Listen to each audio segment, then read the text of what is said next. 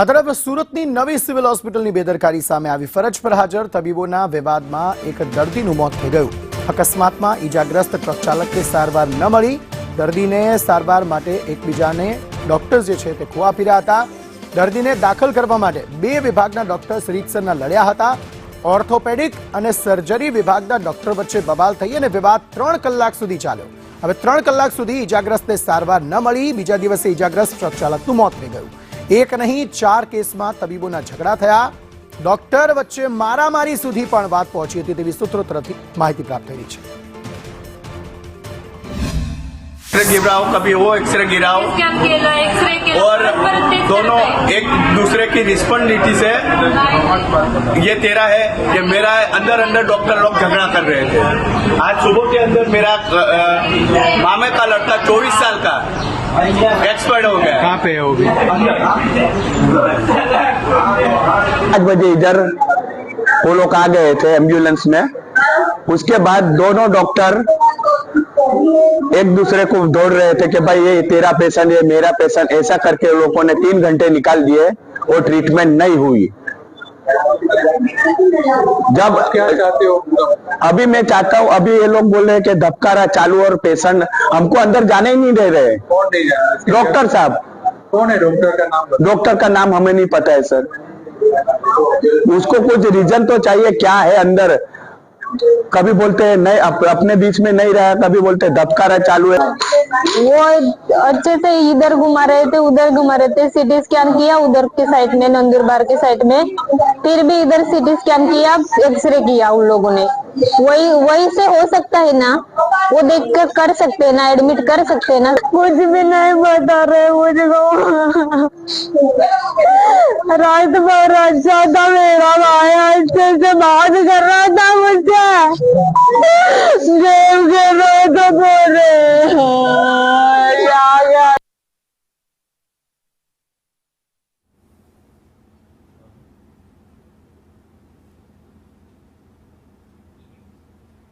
તો બે વિભાગોના આંતરિક વિવાદના કારણે એક વ્યક્તિએ પોતાનો જીવ ગુમાવ્યો છે। હવે આ આંતરિક વિવાદમાં તો બે વિભાગોના જે તબીબો હતા તે એ નક્કી કરવામાં અસમર્થ હતા કે આખરે આ દર્દીની સારવાર કોણ કરશે। 3 કલાક સુધી ઈજાગ્રસ્તને સારવાર ન આપી અને બીજા દિવસે એ વ્યક્તિનું મૃત્યુ થઈ ગયું। 3 કલાક સુધી આ દર્દી કણસતો રહ્યો પરંતુ કોઈ ડોક્ટર્સે તેને હાથમાં લીધો નહીં અથવા તો તેની સારવાર ન કરી। હવે તેવામાં જ સવાલ એ થઈ રહ્યા છે કે શું ડોક્ટર્સની દર્દીઓ પ્રત્યે કોઈ ફરજ છે કે નહીં। સુરત સિવિલ હોસ્પિટલના સુપ્રિન્ટેન્ડન્ટ ડોક્ટર ધારિત્રી પરમાર અમારી સાથે જોડાયા છે।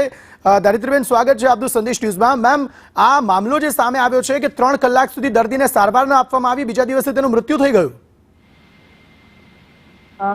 જી હા, એક પેશન્ટ જે અમારે ત્યાં સર્જરી અને ઓર્થોપેડિક વિભાગની સંયુક્ત દેખભાળ અંદર દાખલ થયું હતું, જેનું નામ Tushar Gamit, if I am not wrong. 24 વર્ષનો યંગ માણસ હતો અને જેનો મલ્ટી ટ્રોમેટિક ઇન્જરી હતી, એટલે કે એને એક્સિડન્ટ થવાથી ખાસી એવી ઇન્જરી થયેલું હતું।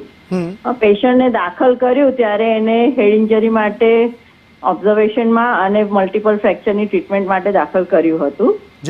એ અંગે ડિલે થયો હોવાની મારી જાણવા નથી, પરંતુ આપ કહો છો એ પ્રમાણે હું એનું ધ્યાન રાખી અને તપાસ કરાવીશ અને એ અંગે યોગ્ય પગલાં લઈને સિસ્ટમને વધુ અપગ્રેડ કરીશ। 3 કલાક સુધી દર્દી રઝળ્યો છે એવું કહેવું છે દર્દીના જે પરિવારજનો છે તેમનું। સુધી રઝળે એવું અને વસ્તુ એ છે કે ઓર્થોપેડિક વિભાગ અને અન્ય જે તબીબો હતા તેમની વચ્ચે એ વસ્તુ નક્કી નહોતી થઈ રહી કે તેની સારવાર કોણ કરશે। મેમ, સારવાર બંને જ કરે, પણ કયા વિભાગમાં દાખલ પહેલા સારવાર કોણ કરશે madam? To be very specific, જે ડોક્ટર સામે હોય એ જ કરે। એક્ઝેક્ટલી। તો આ બંને વિભાગ જે હતા, ઓર્થોપેડિક અને સર્જરી વિભાગ, એ બંને વચ્ચે તાલમેલ ન રહ્યો, તેના કારણે 3 કલાક સારવાર ન મળી અને બીજા દિવસે મૃત્યુ થયું, એવો આખો આ ઘટનાક્રમ છે। પરિવારજનોને એવો આક્ષેપ છે મેમ। જી હા, એ અંગે હું ચોક્કસ તપાસ કરીને સ્ટ્રિક્ટ પગલાં લઈશ, કારણ કે આમાં હું માનું છું ત્યાં સુધી જે ડોક્ટર સામે હોય એને સૌથી પહેલા પગલાં લેવા અને દર્દીના હિતમાં એ વધારે જરૂરી છે અને એ અંગે હું ચોક્કસ ધ્યાન રાખીશ। અને આવું તો શું છે, હવે દર્દીઓ તો રડી રડીને આવી રીતે વાત કહે છે। હવે સુરત સિવિલ હોસ્પિટલમાં મોટી સંખ્યામાં લોકો આવતા હોય છે, અમે સમજીએ છીએ કે ડોક્ટર્સ પાસે પણ દર્દીઓનું ભારણ વધારે હોય, પરંતુ એક વસ્તુ તો જોવી જોઈએ કે જે વ્યક્તિને ઇમરજન્સી છે તો તેની જલ્દી સારવાર મળી રહે। 3 કલાક સુધી જો દર્દીને સારવાર નહીં મળે તો પછી શું થશે મેમ એમનું? કેઝ્યુઅલ્ટીમાં સારવાર નથી મળતી એવું નથી હોતું. પેશન્ટને ત્યાંથી ટ્રાન્સફર કરવામાં મલ્ટી યુનિટ હોય ત્યારે વાર લાગે છે. 3 કલાક જેટલી વાર લાગે મેમ? હા, ઘણા બધા ઇન્વેસ્ટિગેશન કરાવ્યા પછી એને વોર્ડમાં લઈ જઈએ જેથી વાર લાગે. તો મેમ પણ આમાં પછી નથી. મેડમ તો પછી આપે એ વસ્તુ પર સમજવાની જરૂર છે કે 3 કલાક સુધી જો સારવાર ન મળે, કોઈ વ્યક્તિને ઈજા થઈ હોય તો તેની હાલત શું થાય એ પણ આપ સમજો છો? નથી મળી એવું નથી ભાઈ. હા, એને વોર્ડમાં ટ્રાન્સફર કરતા વાર લાગે છે. બોર્ડમાં ટ્રાન્સફર સારવાર નથી મળી એવું નથી હોતું. કેઝ્યુઅલ્ટીમાં પેશન્ટ આવે એટલે એની આઈડેન્ટિફિકેશન પહેલા એની સારવાર ઘણી વખત શરૂ થઈ જાય છે. હા, અને આ કેસમાં શું થયું હતું એ ખ્યાલ છે આપને?